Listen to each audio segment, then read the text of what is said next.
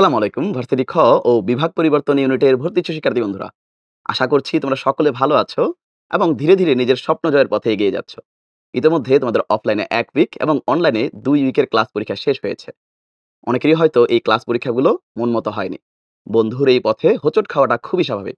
তবুও হোঁচট খেলেই যেন আমাদের মাঝে হতাশা ভর করে। প্রতি বছরই অসংখ্য শিক্ষার্থী এই হতাশার মধ্য দিয়ে যায় এবং তারা কিভাবে আসলে এই বাধাগুলো পেরিয়ে উঠে, হতাশাটা কিভাবে কাটিয়ে উঠে এবং সফলতার শিখরে উঠে যায়, তাই জানবো আমাদের আজকের এই আয়োজনে। আমাদের আজকের এই আয়োজনে উপস্থিত আছে আসসালামু আলাইকুম। আমি রাদ। আমি ২০২৪-২৫ সেশনে ঢাকা বিশ্ববিদ্যালয় ভর্তি পরীক্ষায় খ ইউনিটে মানবিক থেকে ৩য় স্থান অধিকার করেছি। আমি জাওয়াদ, ঢাকা বিশ্ববিদ্যালয়ের খ ইউনিটে ২৪-২৫ সেশনে মানবিক থেকে ৬ষ্ঠ স্থান অর্জন করেছি। আমি সাদ, ঢাকা বিশ্ববিদ্যালয়ের ২৪-২৫ সেশনে বিজ্ঞান বিভাগ থেকে ৮ম স্থান অর্জন করেছি। তো তোমাদের সকলকে আসলে অসংখ্য ধন্যবাদ আমাদের এই আয়োজনে আসার জন্য। তো সবার আগে আমি আসলে রাদের কাছে চলে যাব। রাদ, তুমি গত বছর ঢাকা বিশ্ববিদ্যালয়ের খ ইউনিটে মানবিক বিভাগ থেকে ৩য় তম স্থান অর্জন করেছো। গর্ব করার মতো একটা রেজাল্ট, তাই না? তো এই রেজাল্ট পাওয়ার জন্য আসলে শুরুটা যেভাবে করেছিলে ১ম উইকলিটা, তোমার শুরু থেকে কি একই রেজাল্ট ছিল? কিংবা তোমার ১ম উইকলি পরীক্ষার অভিজ্ঞতাটা কেমন? কিভাবে তুমি এক্সপেক্ট করে গিয়েছিলে কিংবা কিভাবে আসলে তোমার ফলাফলটা এলো? এই বিষয়ে আসলে আমাদেরকে যদি বিস্তারিত বলতে। আচ্ছা ভাই, এখন পরীক্ষাটা ভালো হয়েছিল নাকি খারাপ হয়েছিল সেটা আমি বলব না। বাংলা, ইংলিশ আর জিকে আমাদের অ্যাডমিশনে তো মোটামুটি এই ৩ টা সাবজেক্টই কভার করতে হয়। বাংলা, ইংলিশ, জিকে তো আলহামদুলিল্লাহ আমার এই ৩ টা সাবজেক্টেরই বেসিক যথেষ্ট স্ট্রং ছিল এবং স্বাভাবিকভাবে আমি এটা নিয়ে আশাবাদী ছিলাম যে আমার অ্যাডমিশনের যে পুরো টাইমটা, এই টাইমটাও মোটামুটি সেভাবে পার হয়ে যাবে। কিন্তু ১ম উইকলি যে পরীক্ষাটা, এই পরীক্ষাটা দিতে যেয়ে আমি যথেষ্ট সিরিয়াস ছিলাম যে ভার্সিটি স্ট্যান্ডার্ড এর একটা পরীক্ষা হইতেছে। পুরোপুরি ঢাকা ভার্সিটি স্ট্যান্ডার্ড এ এমসিকিউ রিটেন সবকিছুই আছে। তো আমি এটা নিয়ে যথেষ্ট সিরিয়াস ছিলাম। কিন্তু ১ম উইকলি পরীক্ষাটা দেয়ার পরে মানে এই যে একটা কথা বলে না যে রিয়ালিটি চেক, তো এই ধরনের রিয়ালিটি চেকের মতো একটা অনুভূতি আমার হয়।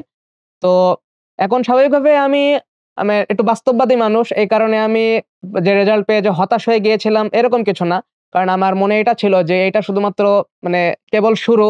এরপরে এখনো অনেক সময় বাকি আছে এবং কেউ যদি সবগুলো উইকলি পরীক্ষাতেও খুব ভালো করে তারপরও সে যদি আল্টিমেট যে জায়গাটা মানে ভর্তি পরীক্ষার যে হলটা, এই হলে যদি সে নিজের সর্বোচ্চ এফোর্টটা না দিয়ে আসতে পারে তাহলে কিন্তু আসলে আগের এই এফোর্ট গুলা খুব বেশি আসলে দাম রাখে না এই ক্ষেত্রে। তো এই কারণে আমি খুব বেশি হতাশ হয়ে পড়িনি। তবে আমি একটা কথাই বলব যে রিয়ালিটি চেকের যে কথাটা বলছিলাম, এই রিয়ালিটি চেকটা আমার হয়েছিল যে আসলে মানে ইন্টারে একাডেমিক যে পড়াশোনাটা আমরা করি, এইখানে বেসিকটা যতই স্ট্রং থাকুক না কেন, ইন্টারে একাডেমিক পড়াশোনার ধরনটা আর ভার্সিটির যে অ্যাডমিশন কেন্দ্রিক যে পড়াশোনার ধরনটা, ২ টার ধরন কিন্তু কিছুটা আলাদা। ২ টার প্রশ্নের টাইপ আলাদা, ২ টার পড়াশোনার ধরনটা আলাদা, ২ টায় যে টপিক গুলো কভার করা হয় সে টপিক গুলার মধ্যেও ভিন্নতা আছে। সব মিলায়ে মানে এটা একটা রিয়ালিটি চেকের দরকার আছে আসলে সত্যি কথা বলতে। তো এই যে আমরা রিয়ালিটি চেক আসলে খাই, হ্যাঁ? পরীক্ষা ভালো হয়, পরীক্ষা খারাপ হয়, তাই না? যাদের হয়তো প্রস্তুতি একটু ভালো হয় তারা উইকলি পরীক্ষায় খুবই ভালো করে। যাদের প্রস্তুতি একটু খারাপ হয় তাদের দেখা যায় পরীক্ষাটা একটু খারাপ হয়, তাই না? তো এই যে ভালো খারাপ হওয়াটা, এটা আসলে কতটুকু আমাদের প্রিপারেশন এ মাইনে রাখে? কিংবা কারো যদি ভালো হয় এরপরে তার কি কৌশল অবলম্বন করা উচিত?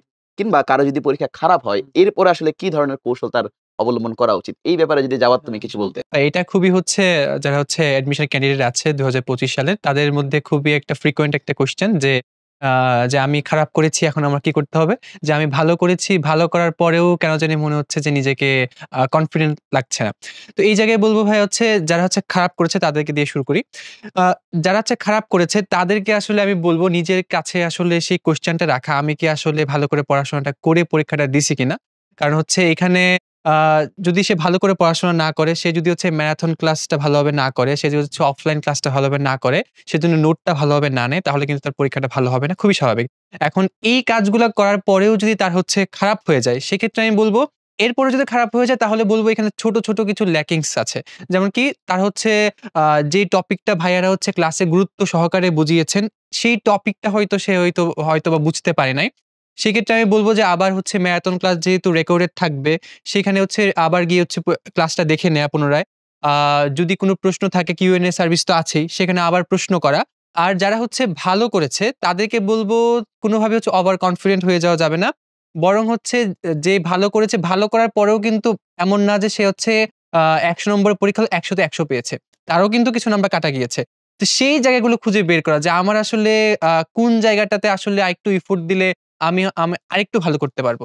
যে এই জায়গাগুলো যদি হচ্ছে ভাইয়া করা যেতে পারে তাহলে আমার মনে হয় ভালো হয়। আরেকটা কথা, তো এই অ্যাডমিশন ক্যান্ডিডেটদের মধ্যে একটা হচ্ছে ব্যাপার থাকে কি নিজের কমফোর্ট জোনের মধ্যে থেকে আসলে পড়াশোনা করার চেষ্টা করা। কারণ আমরা তো এতদিন আ এইচএসসি পরীক্ষা দিয়েছি, মাধ্যমিক, উচ্চ মাধ্যমিক দিয়েছি মোটামুটি নিজের একটা কমফোর্ট জোনের মধ্যে থেকেই।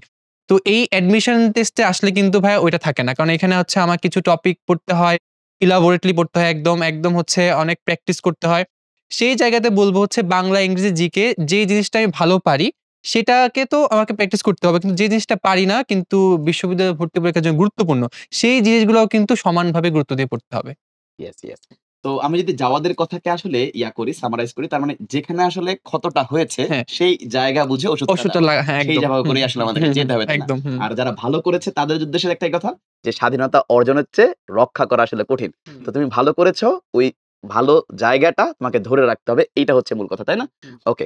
তো এই যে ভালো করা, খারাপ করা, তাই না?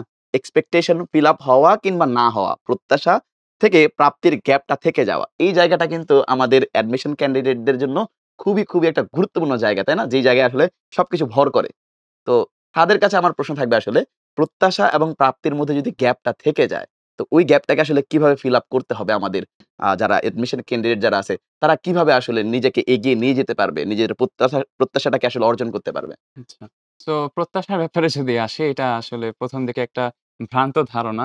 কারণ আমি বলতে চাই মানুষ কিন্তু নিজের সীমানা জানে না। সে তার লিমিট জানে না। হয়তো দেখা গেল এমন একজন মানুষ যে হচ্ছে এইচএসসিতে বাংলা ইংলিশের বেসিক তেমন একটা ছিল না। সে ১ম উইকলিতে যেয়ে আশা করছে যে আমি অনেক ভালো একটা রেজাল্ট করব বা হচ্ছে খুব ভালো একটা নাম্বার পেয়ে যাব। তো ওর জন্য কিন্তু এই প্রত্যাশা করা অবশ্যই একটা মানে একটা ডিলিউশন একটা চিন্তা। আবার যার হচ্ছে মানে ভালো, যার হচ্ছে মানে বেসিক ভালো ছিল, আবার উইকলিতেও তার হচ্ছে প্রত্যাশা একটু নিচে ছিল। তারও কিন্তু যদি ঐরকম রেজাল্ট আসে, এরকম চিন্তা করা না যে, যাক আমি যেটা আমার প্রত্যাশা ছিল ওইটা আমি পেয়েছি। কিন্তু এখানে একটা গ্যাপ থেকে যায়। সেটা হচ্ছে যে ভাইয়া যখন সে যেটা সে পারে নাই, তার যে গ্যাপ এটা কিন্তু সে তখন আবার খেয়াল করল না। হুম, সো প্রত্যাশা যেরকমই থাকুক ওই জিনিসটার দিকে আসলে না খেয়াল করে বরং আমি গতকাল কি ছিলাম এবং এখন কিরকম আছি এই ২ এর মধ্যে নিজের মধ্যে তুলনা করা। এছাড়া প্রত্যাশা এরকমও হতে পারে যে আমি আশা করেছি যে আমি অনেকের সাথে অনেকের চেয়ে ভালো র‍্যাংকে যাবো, বাট সেই র‍্যাংকটা আমার আসেনি। তো তাকে তো আগে একটা বিগার সিনারিও বা বিগার পিকচারটা বুঝতে হবে যে হুম, আগে আমরা একটা কলেজে ছিলাম। হুম, তো কলেজের থেকে এখন আমরা অ্যাডমিশন এ গিয়েছি। সো কলেজে হয়তো ১,০০০ ২,০০০ স্টুডেন্ট ছিল। বাট এখন অ্যাডমিশন এ পুরো বাংলাদেশের স্টুডেন্টরা এখন কম্পিট করতেছে। তাদের নিজস্ব ড্রাইভ আছে, নিজস্ব একটা আশা আছে, একটা নিজস্ব স্বপ্ন আছে।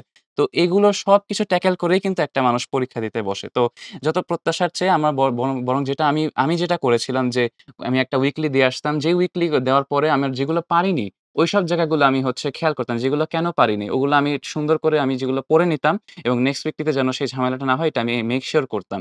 এগুলো করার মাধ্যমে আমার যেটা হয়েছে যে গতকাল আমার যে সমস্যাটা ছিল পরের দিন সেটা হয়নি। তো যদি তুলনা করতেই হয় নিজের সাথে করাটাই ভালো। তাহলে ওই যে প্রত্যাশা নামক যে ভ্রান্ত আইডিয়া সেটা আর অন্তরে ঘুষবে না এবং আশা করি তখন আরকি যে পড়াশোনার যে চিন্তা বা প্রাপ্তি এগুলো নিয়ে তেমন ঝামেলা হবে না।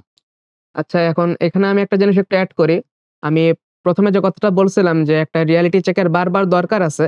তো এই রিয়ালিটি চেকটা কিন্তু আসলে ম্যারাথন যে লাইভ ক্লাসগুলা আছে এগুলা করেও পাওয়া সম্ভব না, বা অফলাইন ক্লাসগুলা করেও কিন্তু আসলে এই রিয়ালিটি চেকটা পাওয়া সম্ভব না। কারণ একাডেমিক্যাল যে টপিক গুলা আছে সেম টপিক গুলাই মোটামুটি ভাইয়ারা ক্লাসে কভার করতেছেন। কিন্তু এই রিয়ালিটি চেকটা আসলে বেশি এক্সাম দেওয়ার মাধ্যমে পাওয়া সম্ভব। তো এখন উইকলি যে এক্সামটা আছে সেটা তো হয়ে গেছে, সেটা সবাই দিছে আলহামদুলিল্লাহ। সাথে প্র্যাকটিস এক্সাম যেগুলো আছে, ডেইলি এক্সাম যেগুলো আছে অনলাইনে, অফলাইনে, এই এক্সাম গুলো কোনটাকে যেন কেউ মিস না করে। সবাই যেন এক্সাম গুলো নিয়মিত দেয়। কারণ যত বেশি এক্সামটা নিয়মিত দেওয়া হবে, যত বেশি এক্সাম দেওয়া হবে, তত বেশি রিয়ালিটি চেকটা আসবে এবং তত বেশি আসলে অ্যাডমিশনের যে মাইন্ডসেটটা সেটআপ হবে। যদি কেউ এক্সামে রেগুলার থাকে তাহলে সে ভার্সিটি স্ট্যান্ডার্ড যে কোয়েশ্চেনটা কেমন হইতেছে, এটার ফিলটা তার একটু কম আসতেছে। তার মাইন্ডসেটটা কিন্তু আসলে ওইদিকে যাইতেছে না। তার মাইন্ডসেটটা মানে সে যত কম পরীক্ষা দিবে তার মাইন্ডসেটটা তত বেশি তখন ওই এইচএসসি কেন্দ্রিকই থাকবে আসলে। তার মাইন্ডসেটটা আসলে পুরোপুরি অ্যাডমিশনের দিকে সেটআপ হইতে পারবে না। এইজন্য আমার একটা পরামর্শ থাকবে যে যত বেশি সম্ভব এক্সাম দিতে। পরীক্ষার রেজাল্টটা আসলে খুব বেশি ম্যাটার করে না। আমি আগেও বলছি যে পরীক্ষা যত বেশি ভালো হোক না কেন অ্যাডমিশনের টাইমটাতে আল্টিমেট অ্যাডমিশন ভর্তি পরীক্ষার যে হলটা, এই হলটাতে চূড়ান্ত এফর্টটা দিয়ে আসতে পারতেছো কিনা সেটাই ম্যাটার করে। তো যত বেশি সম্ভব তুমি যদি তোমার মাইন্ডটাকে যত বেশি তুমি অ্যাডমিশন কেন্দ্রিকে সেটআপ করাবে তত বেশি তোমার চূড়ান্ত পরীক্ষাটা ভালো হবে। এই দিকটা যেন সবাই আমরা একটু মাথায় রাখি ইনশাআল্লাহ। তোমাদের সকলকে আসলে অসংখ্য ধন্যবাদ। তোমাদের মূল্যবান সময় আমাদেরকে দেওয়ার জন্য, আমাদের শিক্ষার্থীদের উদ্দেশ্যে মূল্যবান এত পরামর্শ দেওয়ার জন্য। তোমাদের সকলের পরামর্শগুলোকে যদি আমি সামারাইজ করি, সর্বপ্রথম যে পরামর্শটা এসেছে, সেটা আমার থেকে সবচেয়ে গুরুত্বপূর্ণ মনে হয়েছে। সেটা হলো নিজের ডেভেলপমেন্টের জায়গাটা। দিন, দিন নিজেকে আরেকটু ডেভেলপ করা। আমি কোন জায়গায় আসলে ভুলগুলা করেছি, সেই গ্যাপগুলা ফিল আপ করতে হবে এবং যেই জায়গায় ক্ষতটা রয়ে গিয়েছে, সেই জায়গায় কিন্তু ওষুধটা দিতে হবে। আমার যদি আন্তর্জাতিক বিষয়াবলিতে সমস্যা থাকে, আমি আন্তর্জাতিক বিষয়গুলো আরেকটু ভালো করে পড়ব। আমার যদি মেমোরাইজিং এ ঝামেলা থাকে, আমি মেমোরাইজিং অংশটা থেকে আরেকটু সময় বাড়িয়ে দিয়ে পড়াশোনার চেষ্টা করব। দ্বিতীয় যে পরামর্শটা এসেছে সেটা ছিল আমাদের পরীক্ষা হতাশার কারণে না দেওয়া। এই যে পরীক্ষা খারাপ হলো সেই কারণে আমি ভাবলাম যে পরীক্ষা দিব না, এটা করা যাবে না। পরীক্ষা দেওয়াটা কন্টিনিউ করতে হবে। কারণ প্রত্যেকবার যখন তুমি পরীক্ষা দিবা, প্রত্যেকবার তোমার নিজের মধ্য থেকে যে গ্যাপটা আছে সেটা বেরিয়ে আসবে এবং তুমি আরেকটু জায়গা পাবা নিজের এফোর্টটা দেওয়ার জন্য যে জায়গায় তোমার ডেভেলপ করা দরকার। তৃতীয়ত, নিজের যে প্রত্যাশা এবং প্রাপ্তির যে গ্যাপ আছে সেটার জন্য হতাশ হওয়া যাবে না। কারণ হতাশা তোমার মধ্যে থাকলে তুমি অনেক কিছুই হারিয়ে ফেলবে। হতাশার মধ্যে ডুবে থাকবে, তোমার পড়াশোনায় মনোযোগ থাকবে না। তো হতাশ হওয়া যাবে না। নিজের ডেভেলপমেন্টের জায়গাগুলোকে আরেকটু এফোর্ট দিয়ে সাজাতে হবে। নিজের যোগ্যতার সাথে যদি তুমি সঠিক ব্যবহারটা করতে পারো, তাহলেই আমি মনে করব তুমি সফল। তাহলে সকলের জন্য শুভকামনা জানিয়ে আমাদের আয়োজনটি আমরা এখানেই শেষ করছি। সবাই ভালো থেকো, সুস্থ থাকো। আল্লাহ হাফেজ। আসসালামু আলাইকুম রহমতুল্লাহ।